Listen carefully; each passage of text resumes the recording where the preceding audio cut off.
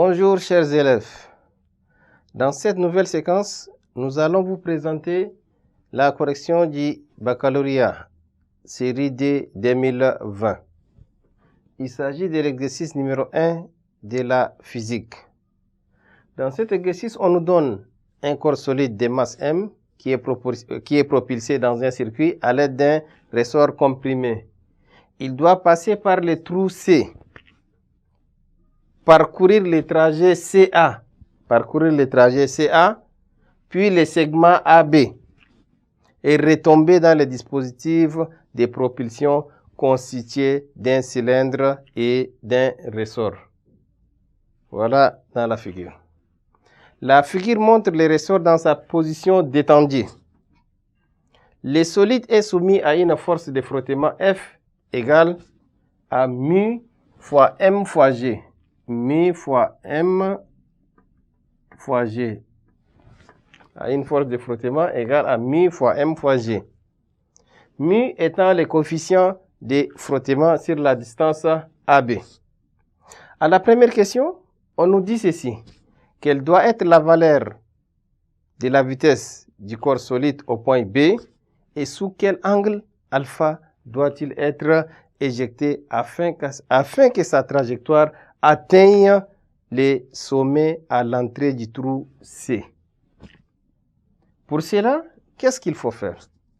On doit d'abord, dans un premier temps, établir l'équation horaire. Premièrement, on donne le système d'études. Notre système d'études est constitué d'un solide S. Système,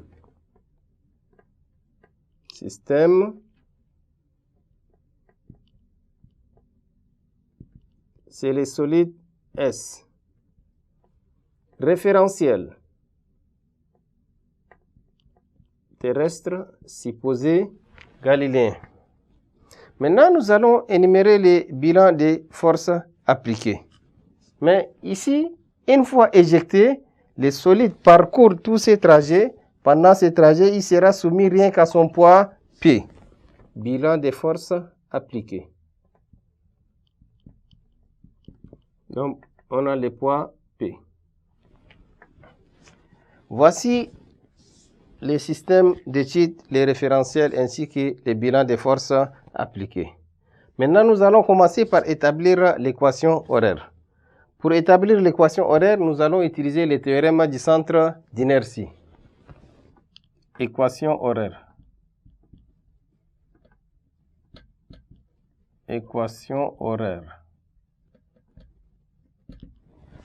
En utilisant le théorème du centre d'inertie, comme le solide est soumis rien qu'à son poids, on a P égale à MA. Ça veut dire MG égale à MA, donc on retrouve A égale à G. A égale à G. Maintenant, quelles sont les conditions initiales? À T égale à 0, on est au point B ici. Ça veut dire OG0 est l'origine du repère. Donc, à condition initiale. Condition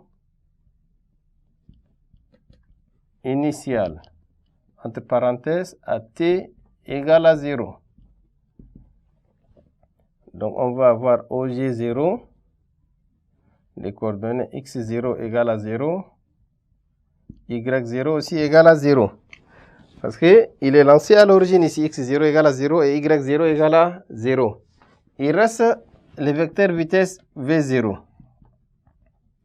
On peut avoir V0X et V0Y. Ou bien on peut dire VBX et VBY, c'est la même chose. Comme c'est lancé au point B, donc ici nous allons dire VBX et VBY. VBX et VBY. Donc pour avoir VBX, on projette sur l'axe des X. Et voici notre VBX. Et là, si on projette ici, nous allons avoir VBY. Et l'angle alpha qui est ici, on peut l'avoir par ici. Ce sont des angles alternes internes. Donc VBX est le côté opposé à l'angle alpha. Donc ça veut dire VBX égale à VB sinus alpha. et VBY est bel et bien les côtés adjacents à l'angle alpha. Donc c'est VB cos alpha. Voici les conditions initiales. Maintenant, à l'instant t quelconque, c'est-à-dire à t supérieur à 0, on peut commencer par les coordonnées de A, AX et AY. AX, donc nous avons le vecteur G qui est dirigé vers le bas et Y est dirigé vers le haut. Donc G, suivant l'axe des Y, est dans le sens contraire, mais suivant l'axe des X, il est égal à 0 parce qu'il est perpendiculaire à l'axe des X. Donc AX égale à GX égale à 0, AY égale à GY égale à moins G. Voici le vecteur accélération. Maintenant, il reste le vecteur vitesse. Et donc, le vecteur vitesse, VB, qu'est-ce qu'on doit avoir? VB, V, donc ici, on aura V0x égale à VB sinus alpha. Égale à VB sinus alpha. Et V0y égale à moins GT égale à moins GT plus VB cos alpha. Moins GT plus VB cos alpha. Maintenant, les vecteurs position OG. Les vecteurs position OG nous donnent ceci. X égale, et de l'autre côté, Y égale. Donc, X égale à VB sinus alpha, le tout fois T. Comme X0 égale à 0, donc on n'a pas besoin d'ajouter. Et ici, Y égale à moins 1 demi de GT carré plus VB cos de l'angle alpha, le tout fois T. Voici l'équation horaire X de T et Y de T. Or, si on vient au sommet de la trajectoire, qu'est-ce qui se passe? On précise, coordonnées au sommet, on précise au sommet de la trajectoire.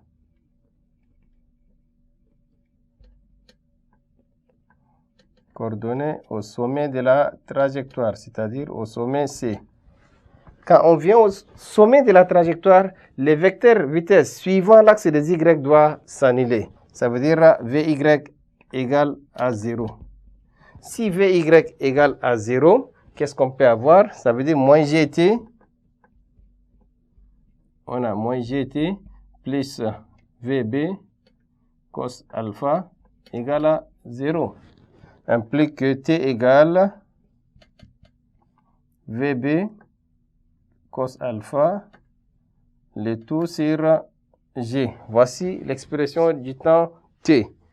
Ça, c'est T au point C. Qu'est-ce qu'il faut faire? Il faut donner les coordonnées du point C là. X de C et Y de C.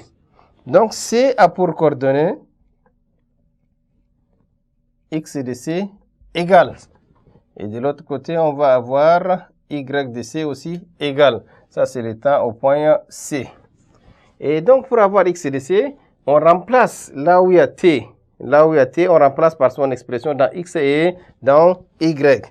Donc, ici, on va avoir VB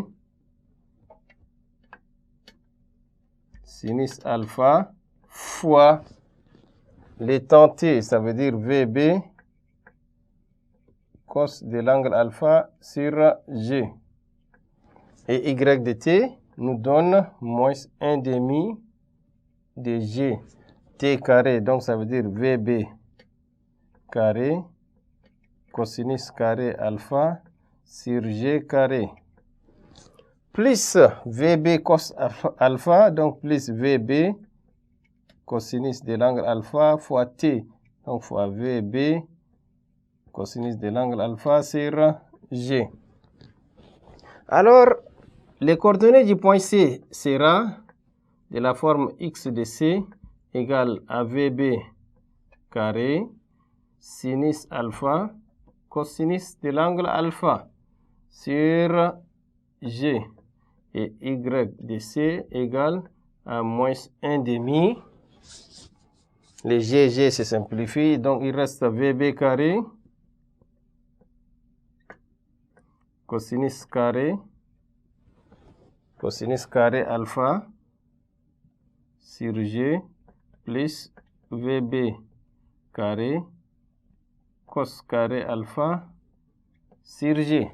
On veut réduire au même dénominateur, donc on multiplie celui-là par D, ça sera dVB carré cos carré alpha moins VB carré cos carré alpha, donc il va nous rester VB carré cos carré alpha, le tout sur DG. Ça c'est l'expression de Y de C.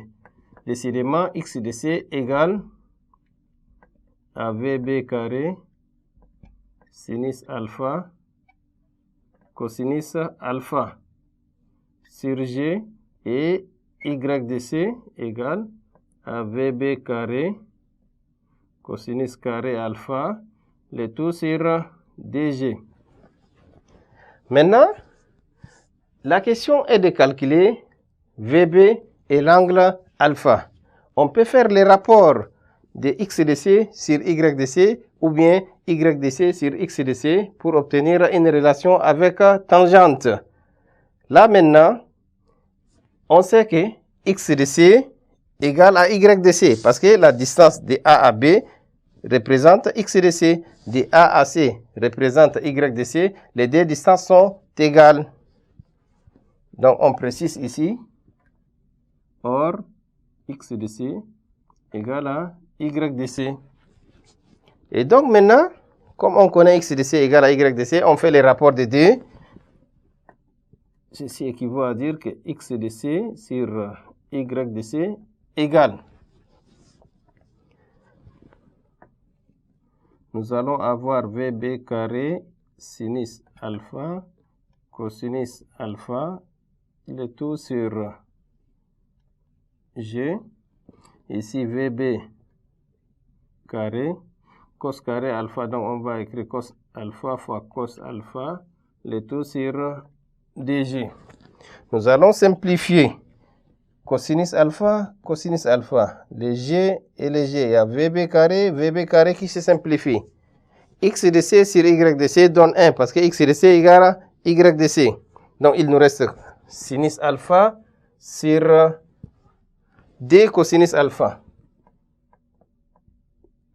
Sin alpha sur D cosinus alpha égale à 1. Sinus alpha sur D cosinus alpha égale à 1. Décidément, nous allons avoir D tangente alpha égale à 1.